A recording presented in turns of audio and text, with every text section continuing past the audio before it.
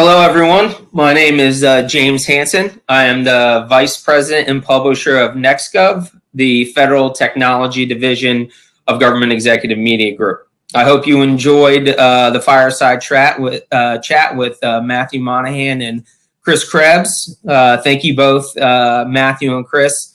The pandemic certainly has accelerated the move to telework. Many agencies like Chris and CISA had to do it over a single weekend. Some had already started to migrate to the cloud, which made it easier. But for many, it created a host of security challenges and changes to the threat environment. As Matthew and Chris had discussed, nation-state actors are targeting more intellectual property with attacks on supply chains. Cyber criminals are repackaging malware and using new phishing scams on government employees. And as Eric Trexler said in his opening remarks, people are our new perimeter. Firewalls and data loss prevention are important, but no longer enough.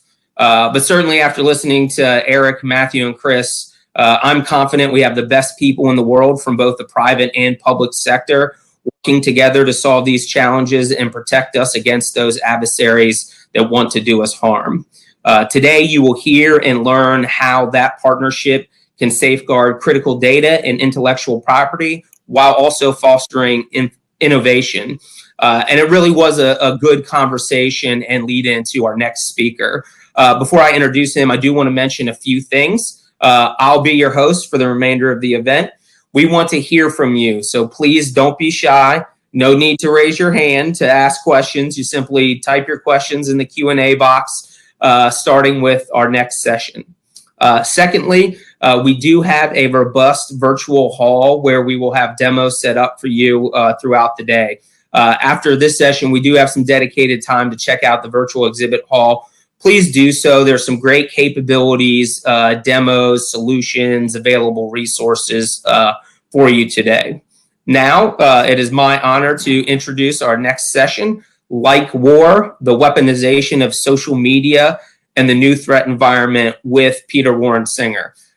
Peter is the strategist at New America and a professor of practice at Arizona State University, described in the Wall Street Journal as the premier futurist in the national security environment. He's been named by the Smithsonian as one of the nation's 100 leading innovators, and his book, LikeWar, explores how social media has changed the war in politics and how war in politics has changed social media. So it's my pleasure to virtually welcome to our virtual stage, Peter. Again, don't forget to ask questions. We'll have a little bit of time after Peter's intro to get to those. So with that, welcome, Peter.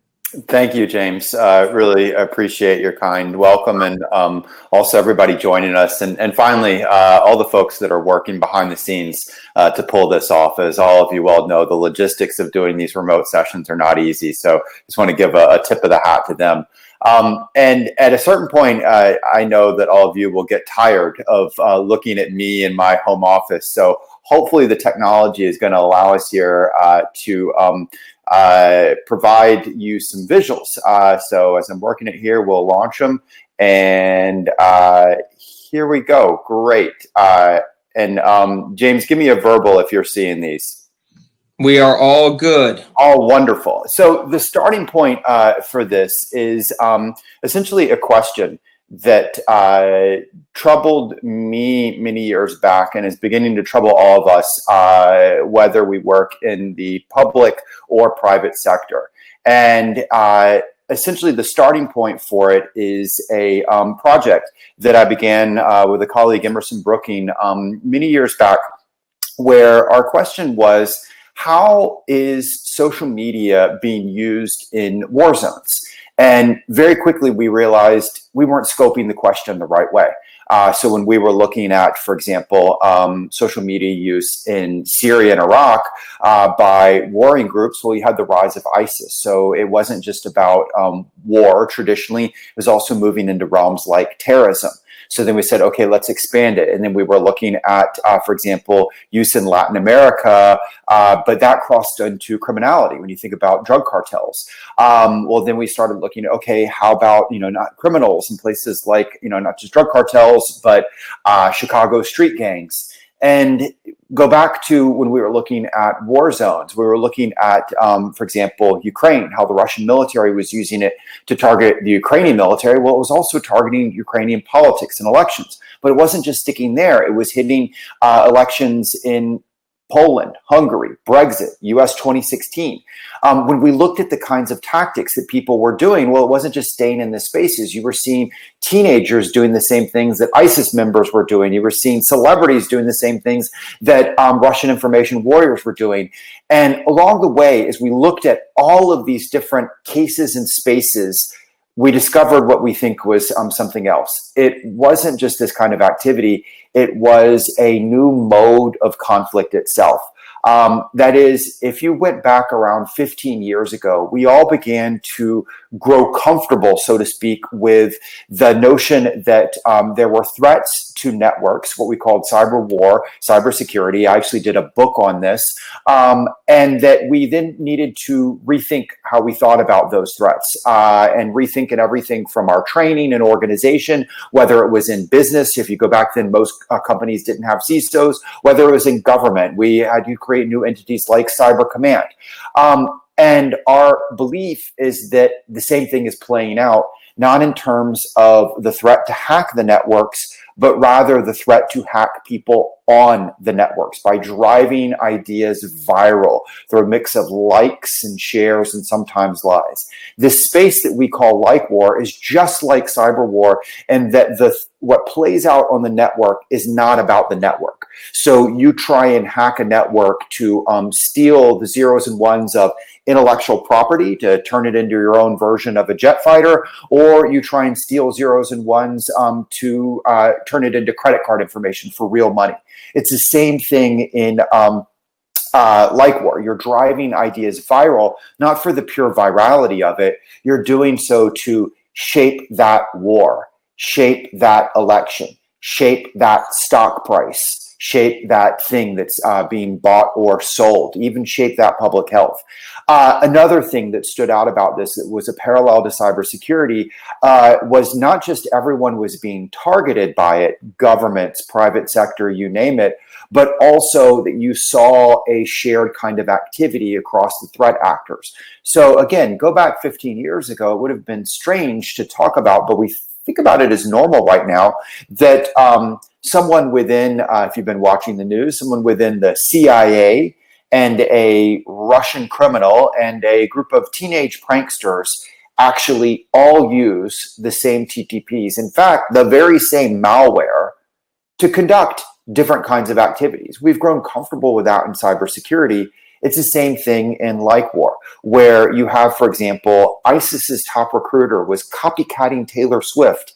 In turn, Lady Gaga fans were copycatting Russian military intelligence. It sounds weird, sounds strange, but it would have been strange to say, members of the CIA and teenagers were using the same TTPs. That's where we're at right now.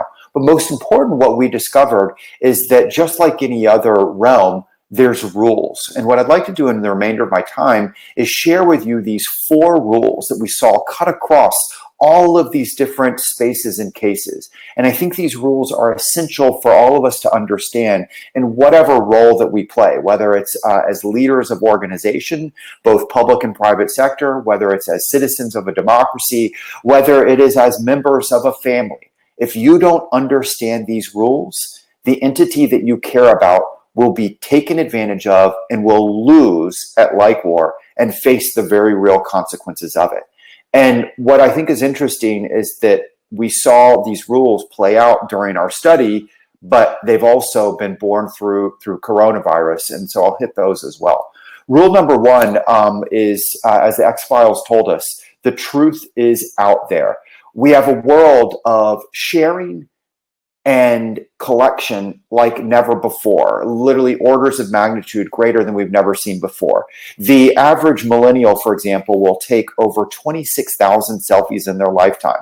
And they will do it in the most darndest of places, like you see in the top left corner there in the middle of a battle. But it's not just the millennials who are collecting and sharing. It's also baby boomers. And they're not just doing in terms of selfies, they're sharing everything, their thoughts. And so what we see is that it is the sharing, this collection is being done consciously, like you see on the left of your screen, but it also might be done in ways that are unconscious. On the top right corner is when the guards of classified US military and CIA locations in East Africa uploaded their exercise app data and inadvertently revealed top secret locations, a black site, so to speak.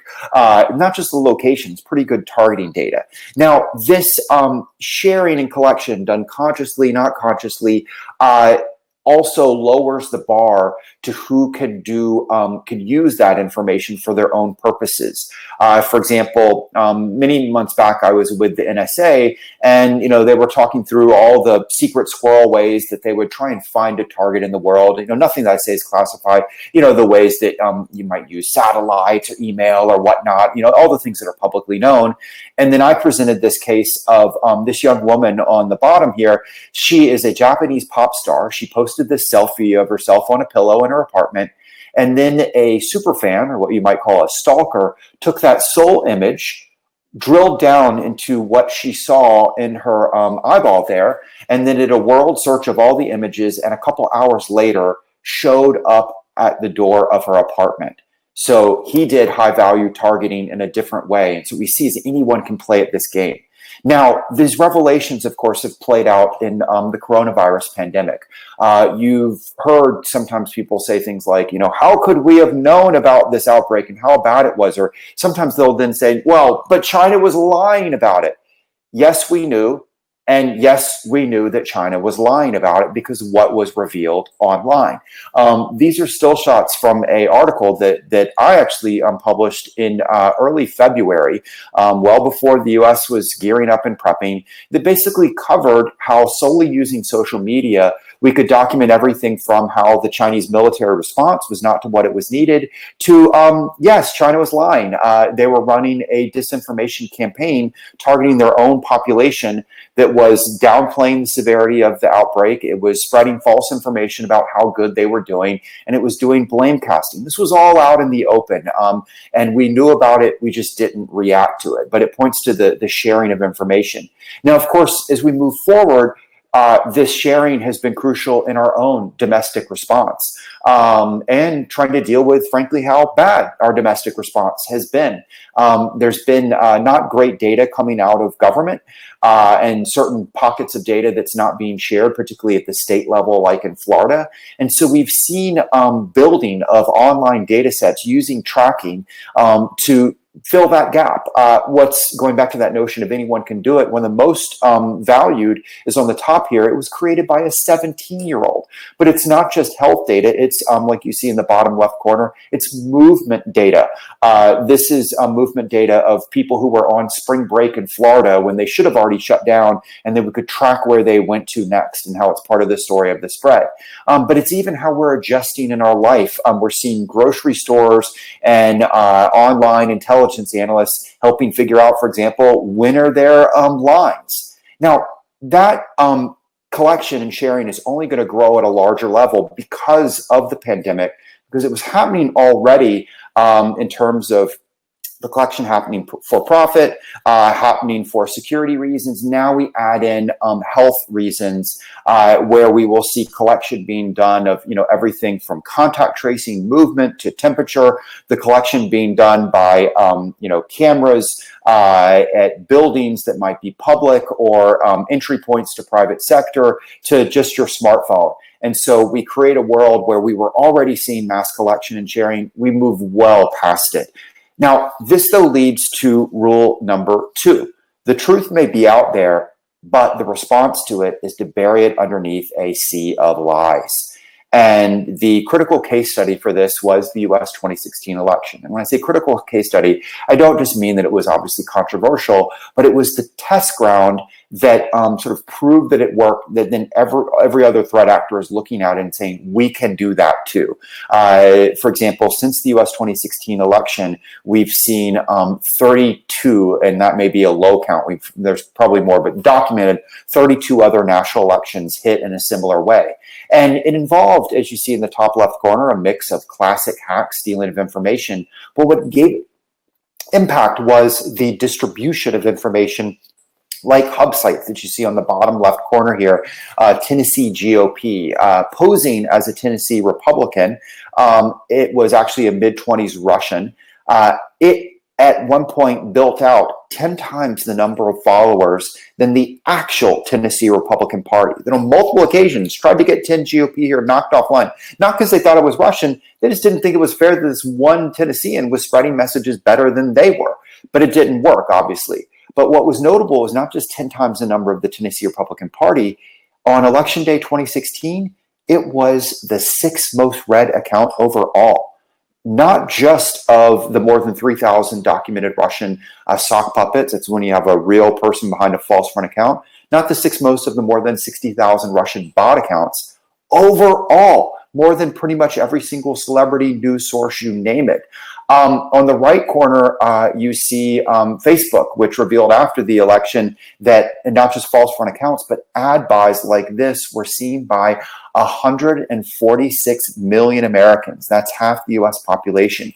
Now, the key to all of this in terms of giving it impact is that it's not just about what plays out online. 90% of journalists, whether they are a radio talk show producer to a newspaper reporter, 90% reveal that they use what happens on social media to decide what stories they should cover, who to interview for their stories. So the point is, if you can hack social media, you can also hack newspapers, radio, TV, and that drives it even more viral and gives you impact. Now, obviously, we've seen this play out in a very dangerous way related to coronavirus. One study found 110 different coronavirus-related disinformation campaigns. That's not mythologies, that's campaigns, organized efforts around it. And they found also, this is Oxford University, that 88% of the false narratives around coronavirus were originating in social media. So it's the core hub for it.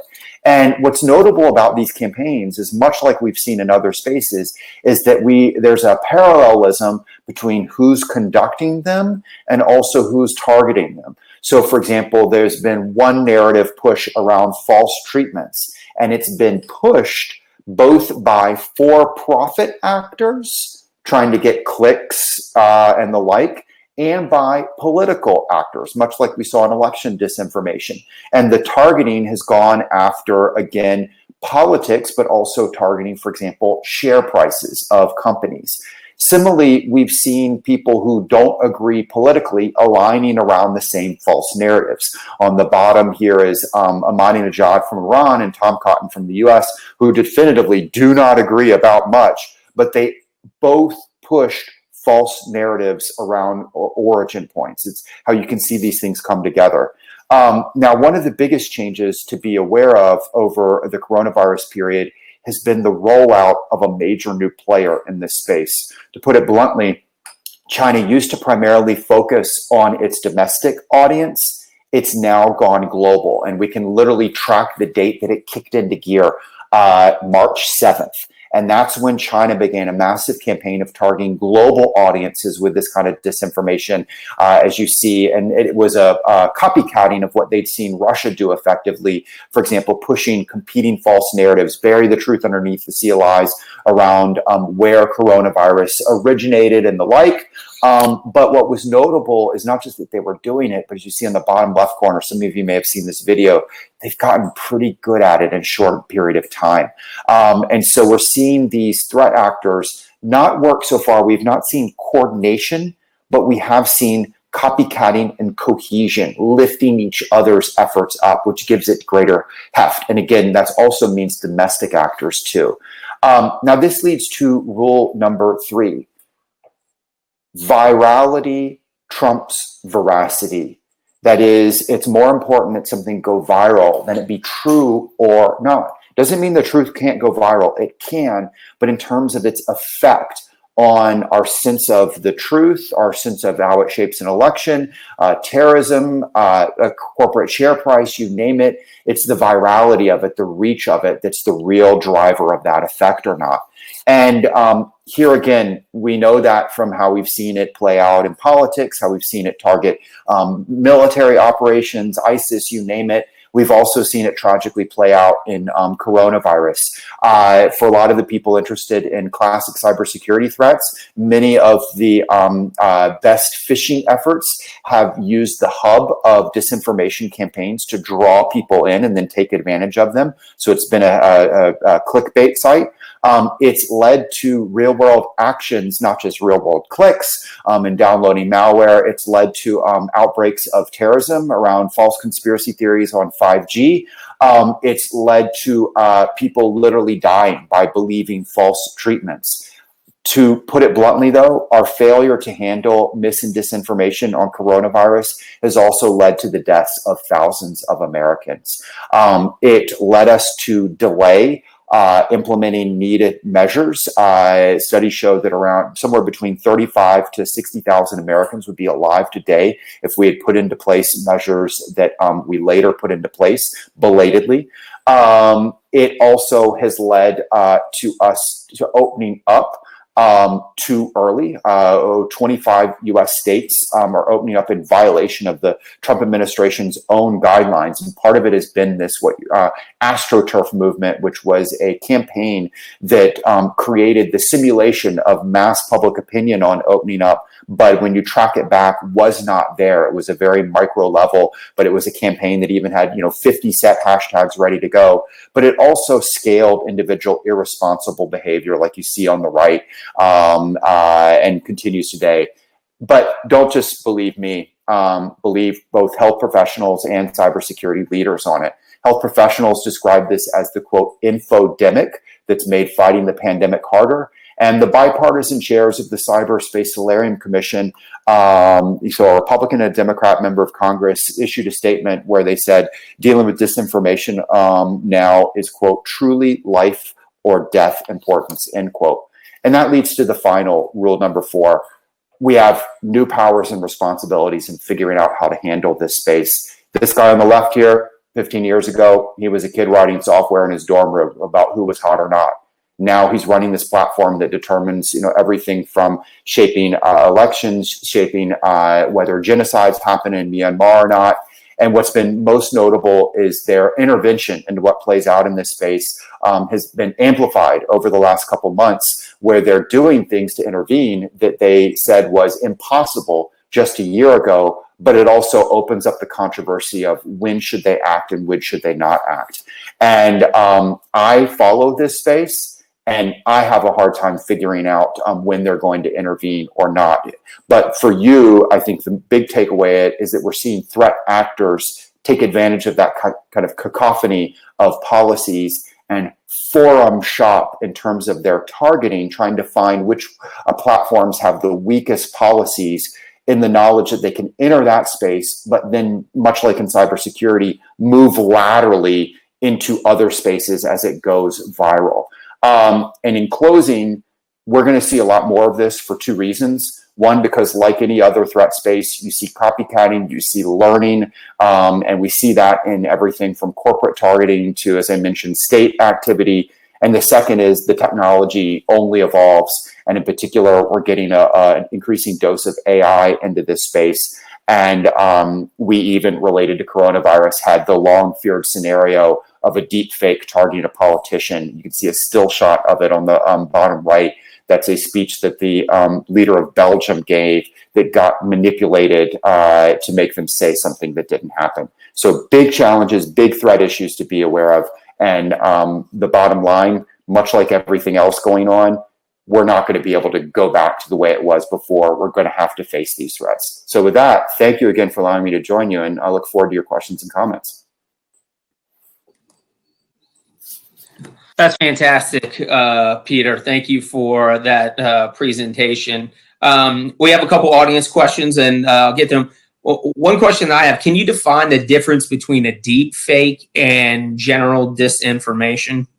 Yeah, so a deep fake is when you are using artificial intelligence, and there's a whole series of debates on defining AI, but basically using AI to manipulate information to make it look realistic and soon to the point where it is impossible for a human to tell the difference.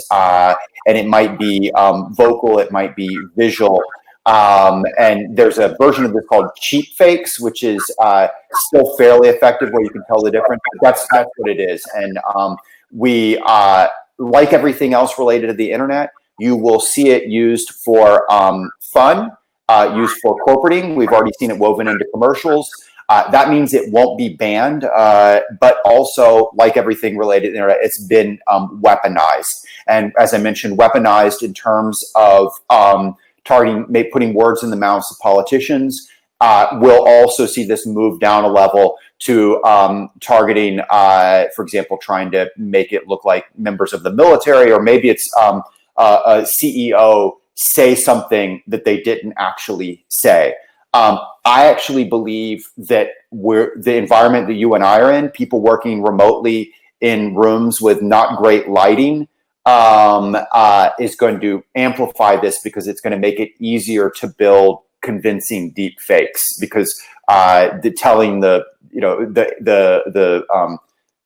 to put it, basically the footage that we're sharing is not all that great. So to manipulate it is going to be harder to tell. And so hopefully that answers you. Yeah, no, absolutely. And I got lots of questions as follow-ups to that. But one of the questions that we got to the audience from the audience is, are you already seeing evidence currently of these types of LikeWar efforts in regard to taking advantage of the current environment around Black Lives Matters and the things there, and already seeing evidence of that impacting, using that as a weapon to impact the 2020 elections? Absolutely. I'm bringing back up my screen here to show you this is sort of an appendix. Great question from whoever asked it. We see all the rules playing out. We see the rules playing, the very thing that sparked it. We have a long history of racism and the like. It's the spread of collection and sharing that allowed these moments to be captured, that then drove viral. And then the tracking of it on the right, that kid who set up, the 17-year-old who set up the coronavirus database, set up this one, which is one of the more popular databases to use to find where to go find a protest to join. In turn, it was used by police to try and figure out where to police those protests. It's a platform that was built. We've also seen it drive disinformation campaigns, drive real world activity. These are various acts of violence that were sparked by misinformation surrounding Antifa. While there was fears that there was this mass Antifa, right, it led to everything from this guy on the left brought a chainsaw to try and attack Black Lives Matter protesters, to people in the middle. You had several hundred Idahoans show up with guns to prevent their city from being taken over. The reality, though, as you see from these, is that it sparked a different kind of violence from far-right extremists all the way onto the right. This was a gentleman in California murdered a sheriff and then scrawled in blood his far-right extremist beliefs. We have over 55 different examples of this stuff sparked online, actual violence compared to a conspiracy theory. We see here different examples of false stories that surrounded it. Everything from Washington, D.C. was aflame. That was shared by literally 500,000 people, to tigers on the loose. But most importantly, there's basically been three primary campaigns that have surrounded the recent outrest. One is the idea that it didn't actually, that it's a front. Second, as I mentioned, was the Antifa false narrative. And then third was a notion around that it was a separate kind of false front, paid actors and the like. Hopefully that gives you some visuals to see it. And just like what we were talking about, both domestic and foreign actors, we've not seen evidence of coordination, but we have definitely seen cohesion, uplifting each other to help drive it more viral. And that is something that again, people on both the public and private sector need to be aware of. It amplifies the threat. And I mean, to that point, I mean, if we know that it's 3 separate campaigns and have some sense of general origin, do you have any insights into what agencies like maybe the FBI or DHS or even the intel community are doing to thwart those efforts? Yeah, and this goes to, it's a great way to talk about sort of what needs to be done. As obvious, I see a lot of parallels to cybersecurity.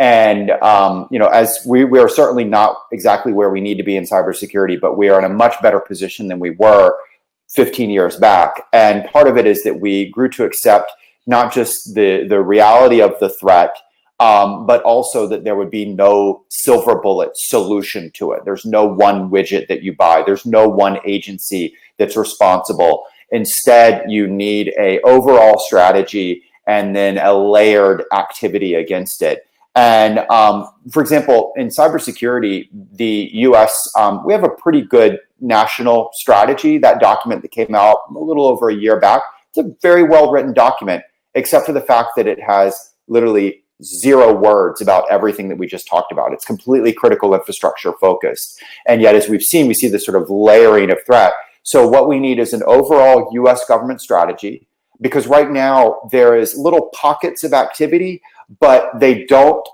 they tend to be issue focused, election interference, or there was a Russia working group that was bringing together, as you mentioned, some people in the intel world, FBI, Homeland Security. But this issue is not election only or Russia only. It cuts across agencies. So you need an overall strategy. It's got to be one that faces up to the reality of the threat, that some of it is foreign, some of it is domestic.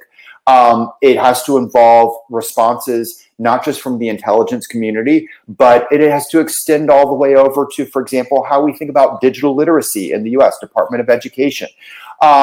It means sometimes you will need new ways of figuring out information sharing. In other spaces, you're going to need to change how you do education, not just for your kids, but executives within federal government agencies and private sector. I do a teaching course for new generals. They are expected to use social media as part of their role. They're not actually taught how to use it effectively, right? So holistic change, and think about this strategically. But everything that I just said, just like in cybersecurity, that doesn't mean there's not a role for the private sector. No one would say in cybersecurity, oh, we created Cyber Command, I guess we don't need to have good corporate cybersecurity. Same thing here. We've got to rethink everything from platform company responsibility to individual sectors, whether you are in banking, whether you are in healthcare, whatever it is, you now face a new kind of threat that's not just about the classic going after your networks. You need to be understanding this new threat environment and changing and equipping for it, to all the way, just like in cybersecurity, individual responsibility. No one says, man, my corporate team created an incredible intelligence fusion center. I guess that means I don't need 2-factor on my Gmail. No, we've got an individual responsibility, and it's the same thing in this space. Unfortunately, the data shows that over 60% of Americans, and that means 60% of this audience, doesn't understand the just simple dynamics of this space, the difference between an ad, a news item, a packet of disinformation versus what's real. And so we're kind of our own worst threats. And until we operate responsibly, it's going to make it a lot harder for going back to government and corporate action, just like in cybersecurity. Yeah, no, I think those are excellent points. I mean, certainly as somebody that has a young child that one day will certainly get on social, I think a national strategy at an education level for students and having classes to educate them, I think would be absolutely critical. We only have a time for like one or two more questions. I do think this one is interesting. It says, what recommendations do you have regarding private entities whose job is to monitor users online, their habits, and then use that obviously as a framework on preference and habits, and then those entities that ultimately sell those to advertisers, marketing groups, foreign entities, groups. So I guess organizations that are collecting online personas, is there recommendations for those people to ensure protection of just the general public and how that may be used in an adversarial way? Yeah, it's a great question, and again, one of these central debates that we will see cut through our politics, but also corporate practices moving forward. The kind of thing that you weren't debating and thinking about 15 years ago that you have to think about now. And there's no way to avoid this kind of collection. It is happening, as I mentioned. Sometimes you are aware of it, sometimes you are not. It is collection in all sorts of different forms. Recently, someone was saying, well, I live out in a cabin in the woods and I don't use Facebook, so I'm not being collected. And I was like, do you have power? And if you do, I can figure out things about you relative to your usage and parallel and the like. And what's important to understand, and this is something we play in a new book called Burn-In, is it's not just about collection now. As you add AI into it, it allows prediction and influencing. So it's happening. And you are going to be a target of it. You are going to be doing it, whatever organization you are in. The question is, much like how in classic cybersecurity, we describe sort of the tug and pull between security and convenience. The new tug and pull is between security, profit, convenience, privacy. Whether you are a government agency, you are a business, you are a parent like James there, thinking about what app to let your kid use or not, you cannot avoid making a choice of where in that quadrant you care most about. And so you may care more about privacy, but that will pull away from profit, convenience, security. You may choose, no, we care about security, whether it's healthcare security, whether it's cybersecurity. Well, that means we're going to be giving up more privacy or giving up more convenience. So you have to visualize the world as lying within that quadrant and decide what you think is most appropriate or not. And if you're not thinking this way, someone else is deciding which quadrant to tug you towards. And that to me is sort of the essence of both the political debates we have moving forward, but the internal policy debates too. Again, you may decide, I don't want my kid using this app because I can't control where in that quadrant they lie, or I'm not aware of where in the quadrant they lie. Yeah, no, I definitely see that happening. It's, risk is priority driven. So in a lot of instances. Well, thank you, Peter. Unfortunately, we're running out of time. We got other questions around uptick in spam attacks, the Twitter versus White House war. In addition to buying your book, if somebody wants to get in touch with you and have some of these conversations and questions, is there a place where you'd like to direct them to? Yeah, so I have a public website, pwsinger.com. I work in an organization called New America. We're a nonpartisan think tank, so newamerica.org. And then the two book projects that we've touched on that hopefully will give people added resources on this. One was a nonfiction book called LikeWar, and the other is a new book called Burn-In, which is a combination of a novel. It's a techno thriller set in Washington, D.C., but baked into the novel are over 300 explanations and predictions of everything from how does AI work to what are its applications, what will be the Internet of Things evolve to. And it comes, I mentioned it's a novel, but it comes with 27 pages of research in notes to say, hey, that's not what we dreamed up. This is the actual plan for it. And both those books, you can get it all the great places online that sell books right now. So again, I want to thank you all for the opportunity to join and speak about this research and wish everybody the best. Thank you. Awesome. Thank you, Peter. And thank you, ForcePoint, for underwriting and bringing that session to it. I think it was fascinating. And I think we'll learn more throughout the day on some of these challenges and vulnerabilities and how we'll do that.